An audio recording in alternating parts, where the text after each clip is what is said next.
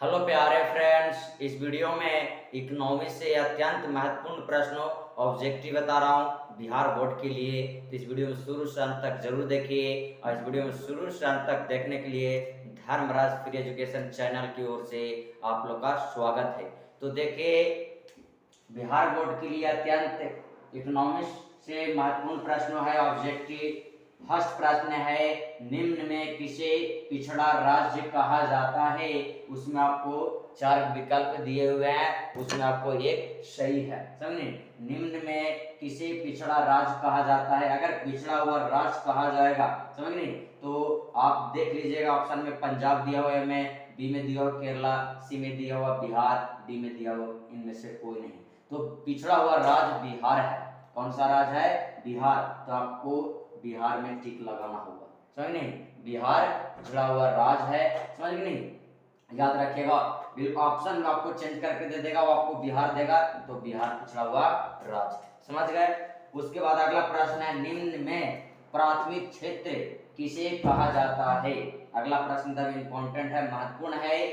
निम्न में प्राथमिक क्षेत्र किसे कहा जाता है। ए में है सेवा क्षेत्र, बी में है कृषि क्षेत्र, सी में है औद्योगिक और डी में है कोई नहीं। तो प्राथमिक क्षेत्र, पहले प्रश्न को याद कीजिएगा कि परिभाषा प्राथमिक क्षेत्र में क्या होता है। समझ नहीं, तो प्राथमिक क्षेत्र जो साधन की व्यवस्था उपलब्ध है वह प्राकृतिक, समझ नहीं, किसका द्वारा उपलब्ध है, प्राकृतिक द्वारा। समझ नहीं, तो वह प्राथमिक क्षेत्र के अंतर्गत आता है। समझ गए। तो कृषि क्षेत्र जो है किसका देन है, प्राकृतिक का देन है। समझ नहीं, तो इसका आंसर आपको कृषि क्षेत्र सही हो जाएगा। समझ नहीं, सेवा क्षेत्र नहीं होगा, औद्योगिक क्षेत्र नहीं होगा और इनमें से डी नहीं दिया, इसलिए आंसर कृषि क्षेत्र होगा। उसी प्रकार से आपको ऑप्शन तीन को मतलब चेंज करके दिया हो रहेगा और देगा मछली पालन। समझ नहीं, तो मछली पालन भी प्राथमिक क्षेत्र के अंतर्गत आता है। समझ नहीं, तो पहले परिभाषा को आप जानकारी कीजिएगा, याद कीजिएगा, तब जाकर आप ऑब्जेक्टिव में देखिएगा कि इसको आंसर सही कौन होगा, तब जाकर आपको एक भी गलत नहीं होगा। समझ नहीं, अंठगानी मारने का कोशिश नहीं कीजिएगा, पहले परिभाषा को याद कीजिएगा, तभी जाकर मनो ऑप्शन में देखिएगा कि वह मिलता है या नहीं। समझ नहीं। अगला प्रश्न है, भारत में योजना का गठन कब किया गया था। भारत में योजना का गठन कब किया गया था। ए में है 15 मार्च 1950 को, बी में है 15 सितंबर 1950 को, सी में है 15 अक्टूबर 1950 को, डी में है कोई नहीं।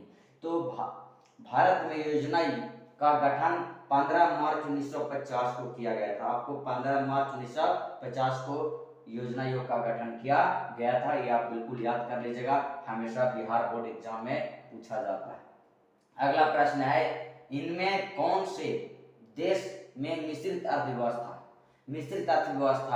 समझ नहीं, उसमें आपको चार गो विकल्प दिए हुए हैं, ए में अमेरिका, बी में रूस, सी में भारत, डी में असम। समझ नहीं, इनमें कौन सा देश मिश्रित अर्थव्यवस्था है। मिश्रित तो ये भारत है। क्या है? भारत। ये भारत मिश्रित अर्थव्यवस्था है। समझ नहीं, यानी साधन की व्यवस्था जो उपलब्ध है आम लोगों के पास उपलब्ध है भारत में, सरकार के पास भी मनो उपलब्ध है। समझ नहीं, यानी सभी लोगों के पास सुविधा उपलब्ध होता हुआ क्या कहलाता है, मिश्रित अर्थव्यवस्था, जो कि भारत देश में है। क्या है? भारत देश। समझ गए। तो याद रखिएगा कि इनमें कौन सी मिश्रित अर्थव्यवस्था है, तो भारत में अर्थव्यवस्था मिश्रित कौन सा है, भारत। समझ गए। अगला प्रश्न है, भारत की आर्थिक व्यवस्था कैसी है। देखिए, इसी को थोड़ा आर्थिक व्यवस्था बता दिया है कि भारत की आर्थिक व्यवस्था कैसी है। ए में दिया हो पूंजीवादी, बी में दिया हो समाजवादी, सी में दिया हो मिश्रित और डी में दिया हो कि कोई नहीं। तो भारत की आर्थिक व्यवस्था जो है मिश्रित है। क्या है? मिश्रित है। आपको सी का आंसर सही हो जाएगा। समझ गए नहीं। उसी प्रकार से अगला प्रश्न है, निम्न में किस क्षेत्र को तृतीय क्षेत्र कहा जाता है। निम्न में किसे क्षेत्र को तृतीय क्षेत्र कहा जाता है। ए में है सेवा क्षेत्र, बी में है कृषि क्षेत्र, सी में औद्योगिक क्षेत्र, डी में है कोई नहीं। तो देखिए, अगर तृतीय क्षेत्र जो है सेवा क्षेत्र के अंतर्गत आता है। किसके अंतर्गत आता है? सेवा के अंतर्गत जो हमें साधन की व्यवस्था उपलब्ध है, सेवाओं के लिए सुविधा उपलब्ध किया जाता है। समझ नहीं? प्राथमिक और द्वितीयक, समझ नहीं, दोनों को सहायता से सेवा के लिए व्यवस्था उपलब्ध किया जाता है, तो क्या कहलाता है? समझ नहीं? तृतीयक क्षेत्र आपको सेवा क्षेत्र के अंतर्गत आता है। समझ नहीं? तो उसी प्रकार से अगला प्रश्न है, किस क्षेत्र को द्वितीयक क्षेत्र कहा जाता है? समझ नहीं? आपको प्राथमिक क्षेत्र, द्वितीयक क्षेत्र, तृतीयक क्षेत्र, समझ नहीं, तीनों को जानकारी रखना होगा। तीनों में से कोई एक बिल्कुल है कि आपको पूछा जा सकता है। समझ नहीं? तो अगला प्रश्न है, किस क्षेत्र को द्वितीयक क्षेत्र कहा जाता है? तो देखिए, ए में है सेवा क्षेत्र, बी में है कृषि क्षेत्र, सी में है उद्योग और डी में है कोई नहीं। तो प्राथमिक क्षेत्र जो है प्राकृतिक के द्वारा जो साधन व्यवस्था उपलब्ध होता है, प्राथमिक क्षेत्र के अंतर्गत आता है। और द्वितीयक क्षेत्र जो होता है मनो उद्योग यानी धंधा से संबंधित होता है, समझे?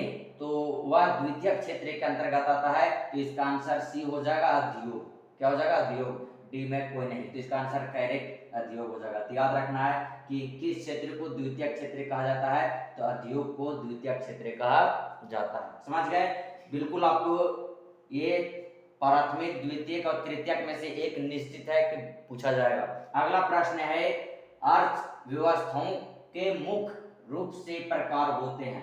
अर्थव्यवस्थाओं को मुख्य रूप से प्रकार होते हैं या क्षेत्र, अर्थव्यवस्थाओं को क्षेत्र मुख्य रूप से कितने प्रकार से होते हैं? ए में है 2, बी में है 3, सी में दिया हुआ 4, डी में कोई नहीं।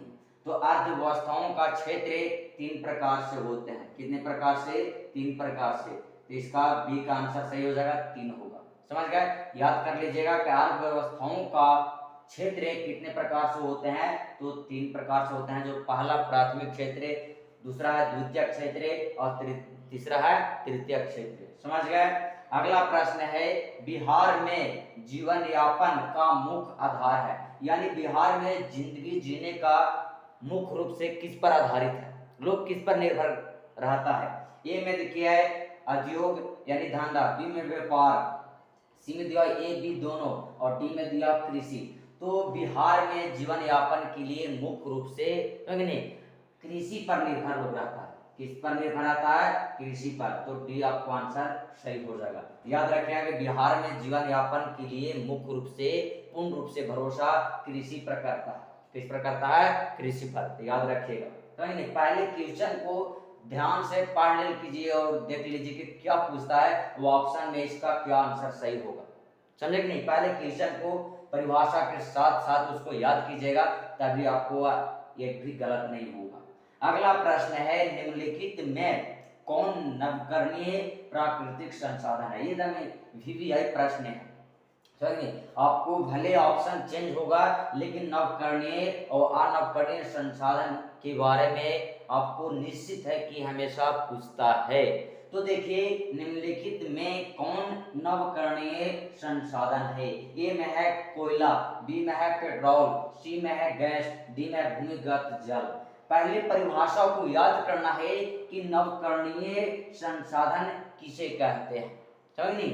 नवकरणीय वैसे संसाधन जो एक वर्ष द्वारा पुनः उसे प्राप्त की जा सकती है, उसे नवकरणीय संसाधन कहते हैं। तो इसमें देखिए, कोयला को एक वर्ष द्वारा नहीं उपयोग किया जा सकता है। कोयला, पेट्रोल, गैस जहां तहां, समझे, कई लाख वर्ष पहले इसको मानो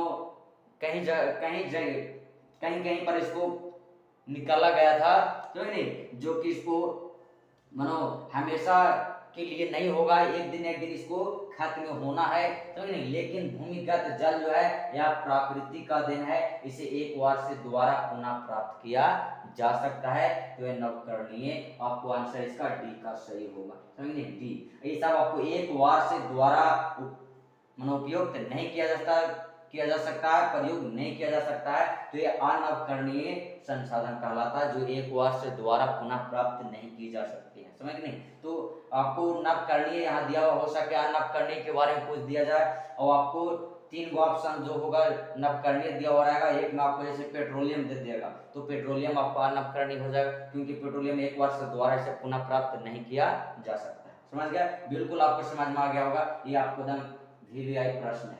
समझ गया? उसी प्रकार से अगला प्रश्न है, पशुपालन एवं मछली पालन किस क्षेत्र का अंग है? देखिए पहले हम आप बता दिए थे कि जो साधन व्यवस्था प्रकृति के द्वारा व्यवस्था उपलब्ध है वह प्राथमिक क्षेत्र के अंतर्गत आता है। तो दिया हुआ पशुपालन एवं मछली पालन किस क्षेत्र को अंग है? तो देखिए इसमें ऑप्शन दिया है, ए में प्राथमिक, बी में दिया द्वितीयक और सी में दिया तृतीयक और डी में दिया कोई नहीं। तो इसको मानो जो साधन व्यवस्था उपलब्ध प्राकृतिक द्वारा होता है वह प्राथमिक के अंतर्गत आता है। तो इसका आंसर ए सही होगा, यानी प्राथमिक।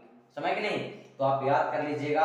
अगला प्रश्न है, बिहार के आर्थिक पिछड़ेपन के मुख्य कारण क्या है? यानी हमें बिहार राज्य को पिछड़ा हुआ राज्य माना जाता है और कहा जाता है, इसका मुख्य कारण क्या है? समझ गए नहीं?